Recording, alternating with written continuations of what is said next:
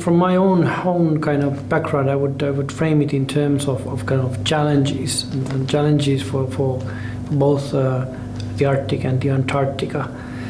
For both regions, I would say that the climate change is clearly the number one threat. I mean, real threat, not anything that we humans have constructed.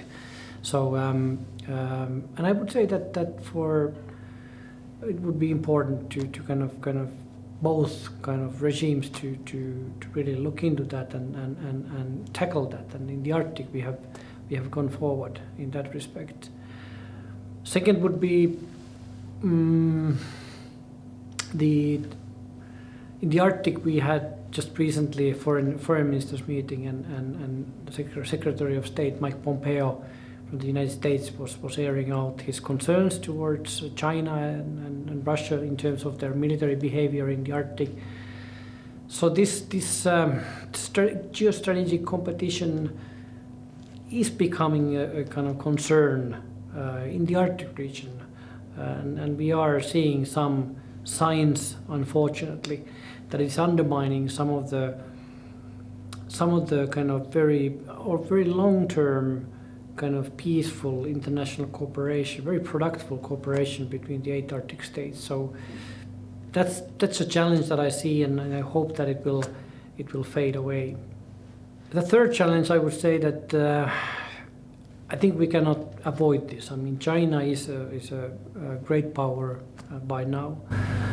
So we have the same discourse in both polar regions. So we have the discussion about how China is challenging the Antarctic Treaty System, how its presence in the region is on the increase, how it is doing too much, it's overfishing, etc. in the Southern Ocean. But also in the Arctic, there is concern about its economic investments and perhaps some dual scientific activities that may have a military component.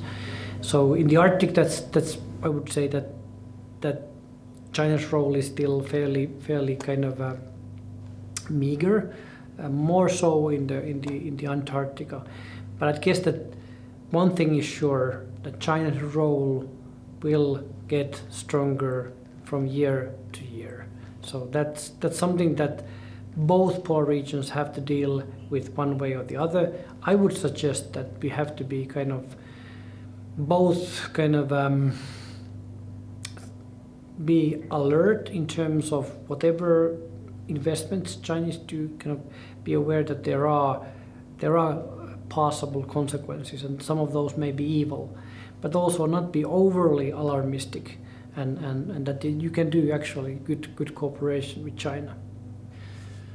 I think that, for instance, the last foreign ministers meeting of the Arctic Council was very difficult. It was U.S. delegation basically making it impossible for the Arctic Council, first time ever, to adopt the signed declaration, because they were totally against even naming climate change in the declaration.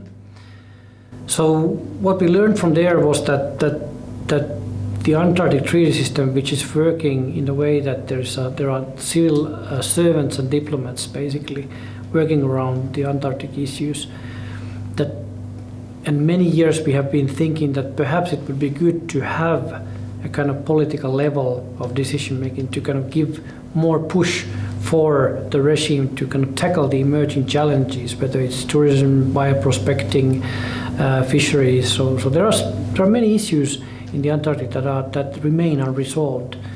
But now I think that many are also asking, and me included, whether it's actually now good at this day and age to have this kind of civil servant-driven regime that is not so kind of susceptible to kind of demands from the higher levels of government.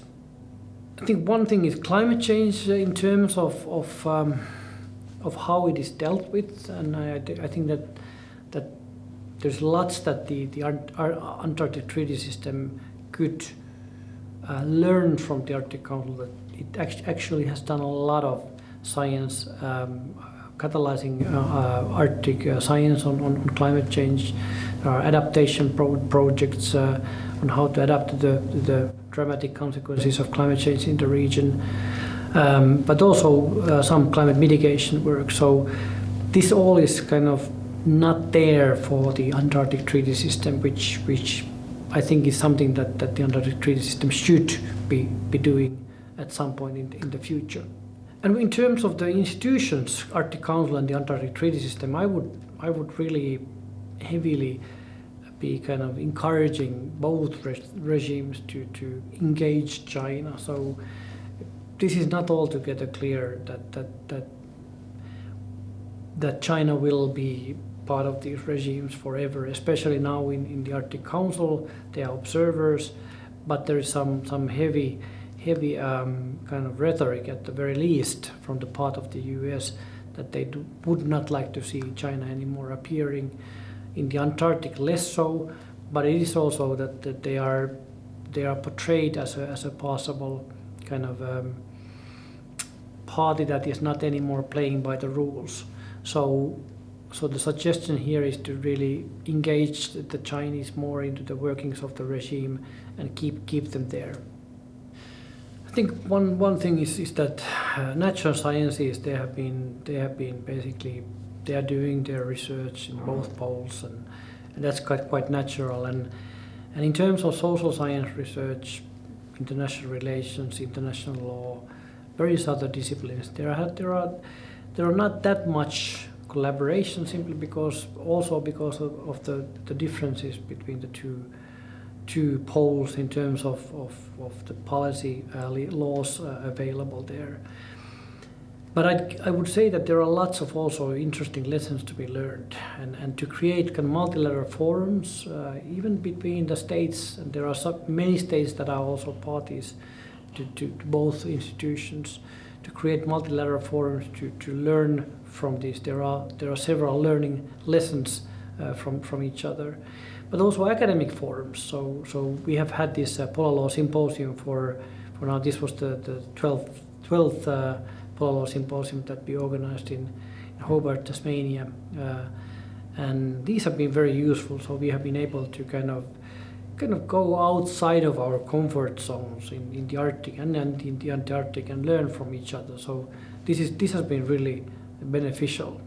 I think one other aspect would be to also for us, for instance, in the academia, to put some pressure on the funding agencies. They don't seem to be easily funding this sort of comparative research, and this is something that we as a social science research community can advance towards the funding agencies.